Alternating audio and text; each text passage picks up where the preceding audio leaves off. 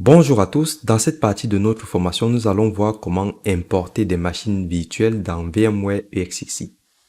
Pour cela, nous allons importer des machines au format OVA ou OVF.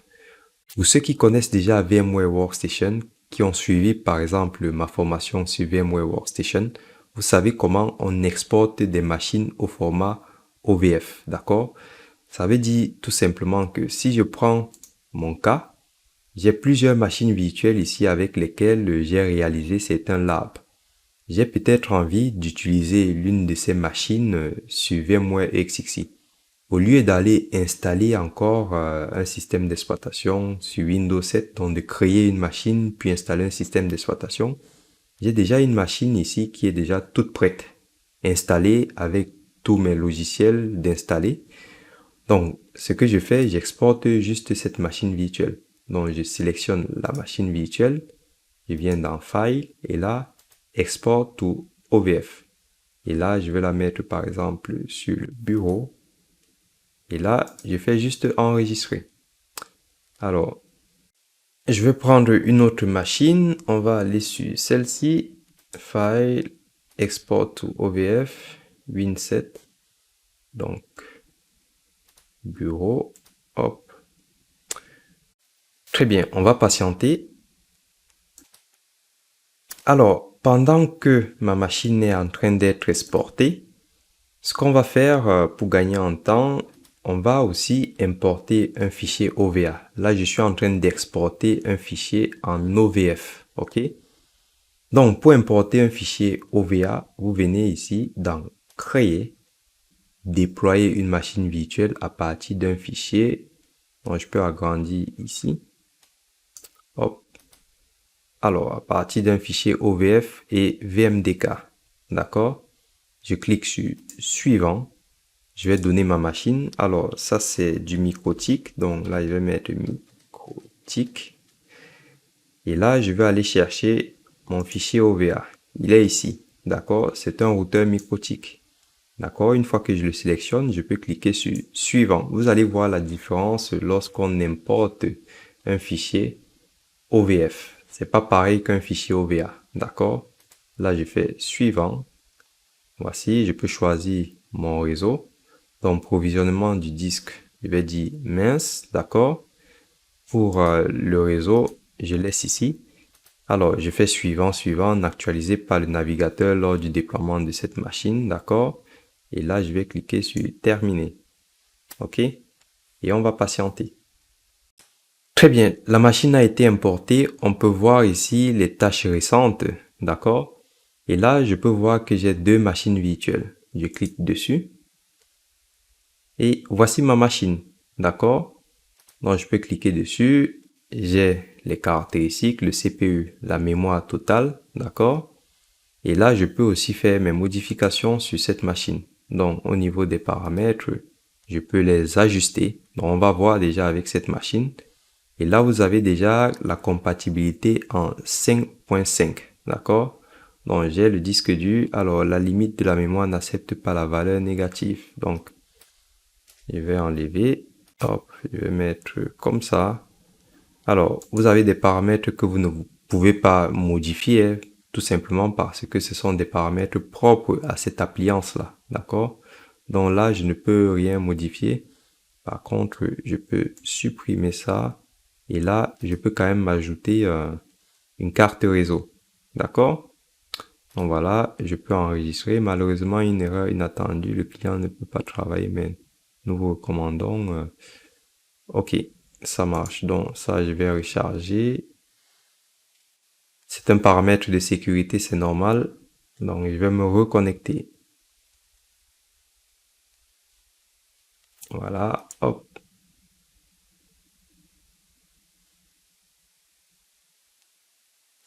Très bien. Donc je reviens ici et là, action.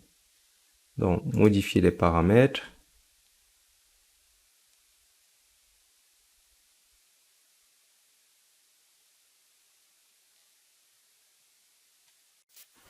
Très bien. Donc là, je vais rajouter ma deuxième carte réseau. Voilà. Donc, après, vous pouvez entrer dans le détail de la carte réseau, comme je vous disais ici. Sinon, vous le laissez comme ça. Donc, le disque dur, je peux augmenter la taille par contre. Voilà, la mémoire, je ne pourrais pas. Le CPU, je peux passer à 2. D'accord? Et là, je peux enregistrer. Et du coup, je peux démarrer ma machine. Donc, hop. Voilà, elle est déjà démarrée en plus. Très bien. Donc voilà, juste pour faire un test, admin, entrée, et voilà, je suis connecté sur le routeur. Très bien. Donc ça fonctionne parfaitement. D'accord? Très bien, vous venez de voir comment on importe une machine au format OVA. Nous allons maintenant importer une machine au format OVF. On va refaire la même manip, donc créer, et ensuite déployer une machine virtuelle à partir d'un fichier OVF et VMDK. Donc les deux vont ensemble en réalité. Donc je clique sur suivant, je vais donner un nom, je vais appeler toujours, je vais importer du coup un autre routeur MikroTik, donc je vais l'appeler micro. Alors, entrée, et là regardez, qu'est-ce que j'ai fait en réalité? Donc je suis parti sur VMware Workstation. Voilà, j'ai mon routeur MikroTik ici. Alors, il est où? Il est ici, d'accord? Pour exporter du coup cette machine au format OVF, vous venez dans File et là vous faites Export to OVF, d'accord? Et lorsque vous allez exporter, il va donc vous créer 3 fichiers, d'accord? Un fichier avec l'extension .mf, l'extension .ovf et l'extension .vmdk. Le VMDK, c'est le disque dur virtuel. Donc forcément, OVF, c'est là où on va retrouver tous les paramètres de la machine. On peut regarder, hein. Donc, si je lance un éditeur de texte, regardez, voilà tous les paramètres de la machine. On voit par exemple ici la RAM, d'accord? Donc ici, on voit la version, d'accord? Et là, vous avez par exemple les paramètres de la carte réseau, d'accord? Ça veut dire que je peux venir modifier les paramètres ici. Par exemple, si je voudrais rajouter ou changer la taille de la mémoire RAM, d'accord, je peux mettre ici 1024, d'accord, 1 giga, d'accord? Ok. Donc là, les deux vont ensemble. Si je prends les trois, vous allez voir qu'il prend uniquement les deux, ok? Je fais suivant, suivant, suivant, et là, terminé. Donc regardez, l'importation commence, d'accord? On va patienter. Donc voilà, l'importation est terminée. Regardez ici au niveau des tâches, vous voyez que la tâche est bien effectuée. D'accord? J'ai bien réussi mon import. OK? Donc la machine est en train de démarrer ici. Je peux la sélectionner. Et là, elle est déjà en route. D'accord? On attend que le système s'initialise. Très bien. Et là, je peux donc mettre mon admin, entrée, et voilà, je suis connecté. OK? Parfait. OK. Donc, vous savez maintenant comment on importe des machines au format OVA et au format OVF. D'accord? Et vous savez d'ailleurs comment on crée une machine au format OVA ou au format OVF. Donc, si vous avez par exemple VirtualBox, vous allez donc créer des machines au format OVA. D'accord? Donc, si je prends mon VirtualBox ici,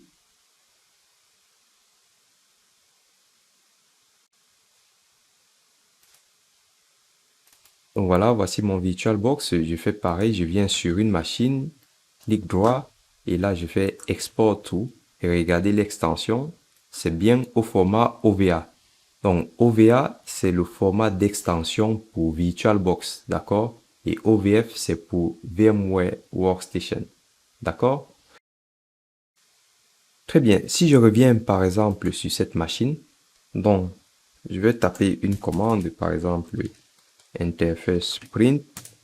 Regardez, vous voyez que cette machine a bien une configuration. J'ai renommé les ports ici, j'ai mis un port 1, j'ai créé un VLAN 10, j'ai mis un port qui s'appelle Portal, j'ai mis un port qui s'appelle LAN. Donc, j'ai conservé tous les paramètres de mon travail que j'avais effectué sur VMware Workstation. D'accord? De cette machine-là. Microtik. OK? Donc voilà, vous avez vu que vous pouvez transporter votre machine virtuelle. Donc c'est vraiment intéressant de savoir qu'on peut transporter une machine et l'importer sur un VMware EXXI ou l'importer sur un VMware Workstation. D'accord?